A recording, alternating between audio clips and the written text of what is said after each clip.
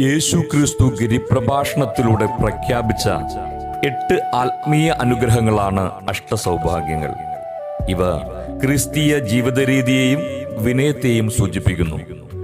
Bible പ്രകാരമുള്ള അഷ്ടസൗഭാഗ്യങ്ങൾ ഇവയൊക്കെയാണ്: ദരിദ്രർ, സൗമ്യർ, ദുഃഖിതർ, നീതിക്ക് വേണ്ടി വിശക്കുന്നവർ, കരുണയുള്ളവർ, ഹൃദയശുദ്ധിയുള്ളവർ, സമാധാനം സ്ഥാപിക്കുന്നവർ, പീഡനം സഹിക്കുന്നവർ. ഇവരെയൊക്കെയാണ് യേശു ഭാഗ്യവാന്മാർ എന്ന് വിശേഷിപ്പിച്ചത്. ഈ വചസ്സുകൾ സ്നേഹം, സഹാനുഭൂതി, താഴ്മ എന്നിവയിൽ അധിഷ്ഠിതമായ ജീവിതശൈലിയെ പ്രതിനിധീകരിക്കുന്നു. ഈ 8 കാര്യങ്ങളും നമ്മെ പഠിപ്പിക്കുന്നത് ഒരു വ്യക്തിയുടെ ആന്തരികമായ മാറ്റത്തെക്കുറിച്ചാണ്.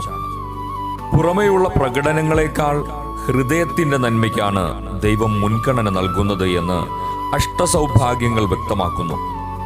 പാറമേൽ വീട് പണിത ബുദ്ധിമാനായ മനുഷ്യന്റെ ഉപമയോടെയാണ് യേശു ഈ പ്രസംഗം അവസാനിപ്പിക്കുന്നത്.